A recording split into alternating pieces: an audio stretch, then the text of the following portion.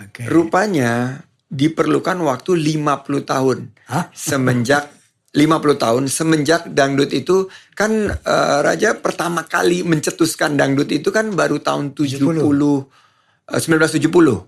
1970 itu catatannya ya. 1970. Berarti tahun 2020 baru bisa diakui ini adalah sebuah kandidat karena sudah melalui 50 tahun dan tetap masih ada dan menjadi bagian daripada kebudayaan kita.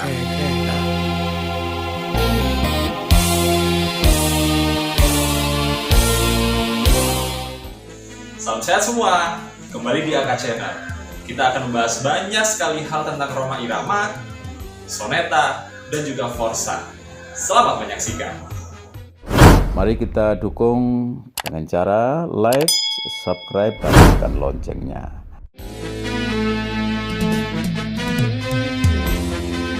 Rhoma tagih janji Menteri Sandiaga Uno, dangdut go UNESCO. Raja Dangdut Rhoma Irama menagih janji pemerintah. Kapan musik dangdut diakui PBB bidang kebudayaan UNESCO?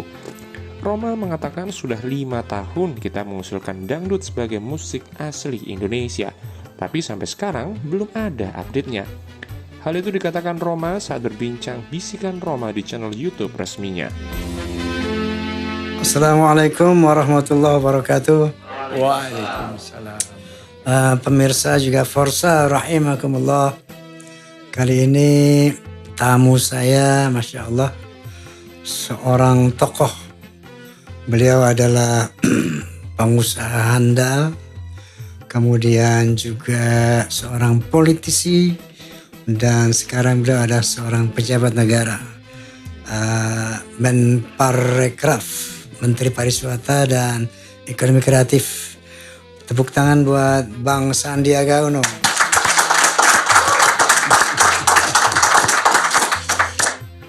Syukran Apa? Bung Sandi, terima kasih Anda udah bersedia hadir di sini, dan tentunya ini atas permintaan orang banyak. Tolong dong Bang Sandi tuh undang dong gitu. Biar bisa menginspirasi kita dalam banyak hal, terutama bagaimana tentang bisnis, ya, karena Anda dikenal termasuk di dalam ranking orang kaya Indonesia tuh 20 orang kaya Indonesia termasuk beliau nih. Udah berubah lah ya. Udah berubah. Setelah masuk politik langsung drop. Jawaban Sandi sangat menarik. Selama ini pemerintah terus ikut antri ke UNESCO karena dari Indonesia sendiri juga ada tarian, makanan, dan dangdut yang sudah daftar sejak 2021 lalu. Sebab syarat yang diminta PBB harus berusia 50 tahun. Rhoma dan Soneta berdiri 1970 tahun, maka sekarang usianya 52 tahun. Nah ini sejauh mana tuh Bung Sandi? Berhentinya kenapa tuh? Ternyata setelah kita dalami kita baru tahu bahwa mengajukan satu pengajuan ke UNESCO untuk warisan budaya tak benda atau intangible cultural heritage itu banyak tahapannya. Dan dangdut ini sudah dimasukkan ke dalam satu tahapan, tapi memang baru dipenuhi beberapa prasyaratnya itu baru tahun ini. Rupanya diperlukan waktu 50 tahun. Semenjak 50 tahun semenjak dangdut itu kan Raja pertama kali mencetuskan dangdut itu kan baru tahun 1970. 1970 itu catatannya ya. 1970. Berarti tahun 2020 baru bisa diakui ini adalah sebuah kandidat karena sudah melalui 50 tahun dan tetap masih ada dan menjadi bagian daripada kebudayaan kita.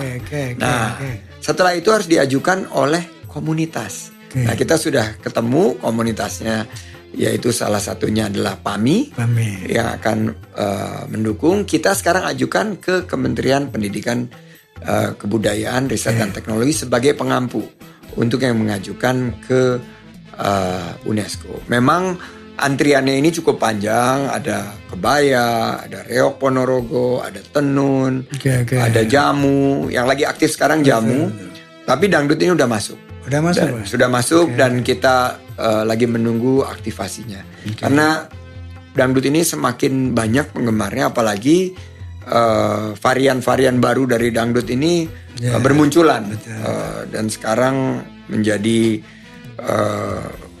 salah satu identitas bangsa yang sangat membanggakan. Mohon doanya dari Bang Amin, Haji amin, amin, agar amin, amin. dangdut ini bisa masuk menjadi Heritage. warisan budaya tak benda atau intangible cultural heritage yang diakui oleh UNESCO, yang menjadi kekhasan Indonesia.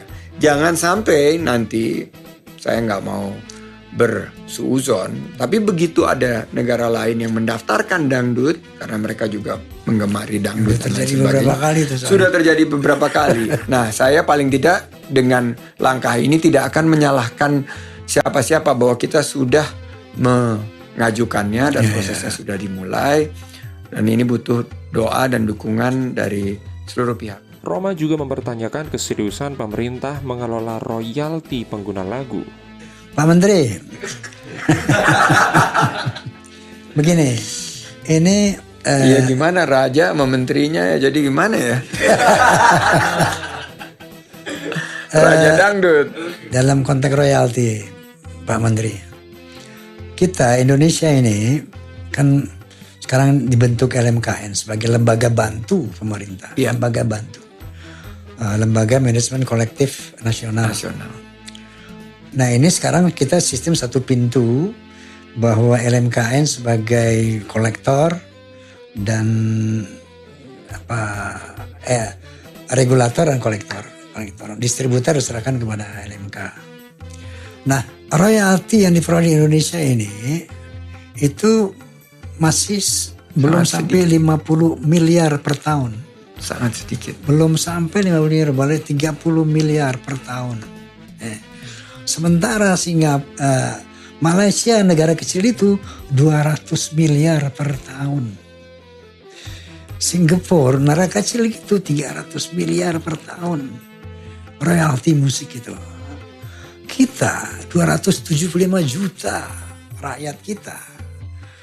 Besarnya segini besar negara, cuman 30 miliar. Tentu kan ada yang salah. Salah. Ada yang belum dibenahin gitu. Nah, Pak Menteri, ini dalam royalti ini kan ada PPN dan PPA. Betul. Royalti itu kan yang bisa menjadi pendapatan negara kan. Nah, artinya ada PPN dan PPH. Kalau royalti ini semakin besar, devisa negara pun akan semakin besar. tinggi. Semakin tinggi kan. Sebagaimana kita tahu di Amerika ternyata devisa negara terbesar itu bukan dari migas, dari art, dari film, dari musik, dari segala macam. Dia lebih besar dari minyaknya gitu kan. Roma juga menanyakan soal korupsi dan bagaimana UNO bisa terbebas dari jebakan-jebakan korupsi. Ketika untuk mencapai jabatan itu jauh lebih besar ketimbang pendapatan, ketimbang gaji yang diterima. Iya. Maka banyak kita dengar Indonesia lah katakanlah, para pejabat tuh banyak yang masuk KPK akhirnya. Itu karena operational cost suatu kampanye itu begitu besar, boleh hutang atau segala macam untuk menutupi itu. Maka korupsi itu sangat menggoda sekali. Ya. Itu saya rasa sesuatu yang rasional, ya. Sesuatu yang make sense lah ya, bahwa ketika sistem politik kita dengan operational cost yang tinggi, kecuali mungkin ya, ada satu jiwa yang lillahi ta'ala ikhlas berjuang berkorban untuk bangsa dan negara katakanlah. Barangkali orang-orang seperti ini ya yang bisa melaksanakan tugas dengan baik tanpa terkena wabah korupsi ini. Nah, apa yang Anda lihat dari fenomena korupsi ini di kalangan pemerintah, dan apa konsep Anda untuk tidak melakukan itu? Kira-kira seperti apa? Power tends to corrupt. Power tends to corrupt. absolute power corrupt absolutely. Jadi itu ada gium yang saya rasa pas ya untuk menggambarkan posisi dari sistem perpolitikan kita, terutama berkaitan dengan pemilihan kepala daerah, pemilihan presiden, pemilihan mulai dari di tingkat desa sampai ke tingkat presiden gitu. Jadi bupati, wali kota, gubernur, dan saya pernah terlibat di level daerah dan di level nasional. Dan politik kita tuh super mahal. Jadi ini saya sudah beberkan di laporan harta dan kekayaan pejabat negara bahwa waktu Pilgub saat berjuang di Jakarta saya harus menjual aset saya dan membiayai perjuangan saat itu, dan jumlahnya itu tercatat sangat besar, dan akhirnya waktu tadi ditanya masih ada di level orang-orang itu, ya sudah tidak ada lagi gitu, karena dengan menjual aset saya ini saya terlempar dari pengusaha-pengusaha dengan jumlah kekayaan tertinggi di Indonesia. Dan saat Pilpres lebih banyak lagi.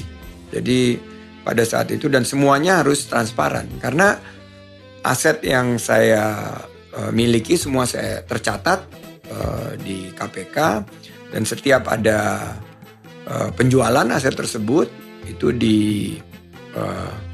dilaporkan, karena itu juga sahamnya tercatat di bursa dan lain sebagainya. Nah, poinnya menurut saya adalah jika kita maju dan ingin mengikuti kontestasi demokrasi, tentunya kita harus siap. Kita harus memiliki kesiapan dari segi pendanaan. Mungkin bukan dana sendiri, mungkin dana itu disediakan melalui jaringan, relawan, maupun simpatisan yang ikut sama-sama. Konsepnya itu harus ikhlas. Karena begitu terpilih, tanggung jawabnya itu bukan kepada simpatisannya, bukan kepada relawannya, tapi tanggung jawabnya itu kepada negara, bangsa dan negara, kepada rakyat, kepada masyarakat. Jadi konsep, kita harus kembalikan dana investasi. Saya ingatkan bahwa proses kontestasi itu bukan investasi. Kalau kita keluar dana, baik itu menang, apalagi kalah, itu adalah dana yang harus kita ikhlaskan. Itu bukan investasi yang akan berbalik. Lupakan itu. Jadi itu yang saya konsep itu yang saya anut. Saya niatkan sebagai ibadah. Makanya dana yang keluar saat Pilgub DKI, waktu Pilpres 2019 itu ya saya niatkan sebagai sudah bagian daripada perjuangan, bagian daripada membangun Indonesia. Dan saat kita mengambil posisi tersebut, maka kita tidak ada lagi dorongan untuk balik modal gitu. Karena kalau berpikirnya itu investasi, kita pasti akan bagaimana nih ngembalikin modal. Apalagi kalau kita pinjam. Makanya saya bilang kepada teman-teman saya pengusaha, kalau mau maju di kontestasi demokrasi, pastikan punya uang dan relakan, ikhlaskan uang itu tidak kembali. Selalu saya sampaikan itu. Dan kalau masih ingin enak-enakan, jangan jadi pejabat publik. Karena kalau mau enak, jadilah pengusaha. Karena pejabat publik, jangankan salah, bener aja bisa disalahin. Bener aja bisa salah gitu. Bener aja bisa salah, apalagi salah. Jadi ya kuncinya tentunya bagaimana kita bisa mengikhlaskan dan berdoa kepada Allah Subhanahu wa taala. Kita dihindari dari semua godaan, baik itu pelanggaran hukum, apalagi korupsi.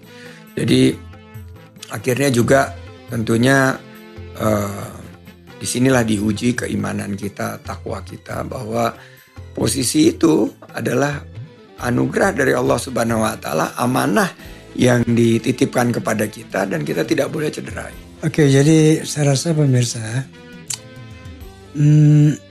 orang mau menjadi pejabat itu tidak boleh ada motivasi tendensi lain kecuali pengabdian kepada bangsa dan negara. Seperti itu kan. Betul. Tidak boleh ada tendensi apapun kecuali pengabdian. Betul. Kalau masih ada tendensi-tendensi lain, mendingan jangan jadi pejabat kan gitu. Betul. Oke. Saya juga pernah kan buka partai idaman, itu tahu kan. Saya berkali-kali datang dan terima kasih dukungan Partai Idaman. Baik di 2017 maupun 2019. Itu ketika nggak lulus, saya selalu katakan sama teman-teman bahwa materi, energi, pikiran apapun yang kalian telah tuangkan dalam perjuangan ini itu nggak hanyut ke bawah air begitu saja. Itu satu investasi yang luar biasa di akhirat. Ini Allah berfirman, man kana yuridul harthal akhirah nazid lahu fi harthih. Wa man kana yuridu harthad dunya nu'tihi minha wa ma lahu fil akhirati min nasib. Demikian sobat, talk show berkualitas Raja Dangdut Rhoma Irama dengan Menteri Pariwisata Ekonomi Kreatif Sandiaga Uno. Semoga informasi ini bermanfaat bagi Anda. Sampai di sini dulu sobat perjumpaan kita. Jangan lupa like, subscribe, dan tekan loncengnya agar Anda jadi orang yang terdepan dalam update seputar Rhoma Irama, Soneta, dan Forsa. Salam Forsa, keren. Wassalamualaikum warahmatullahi wabarakatuh.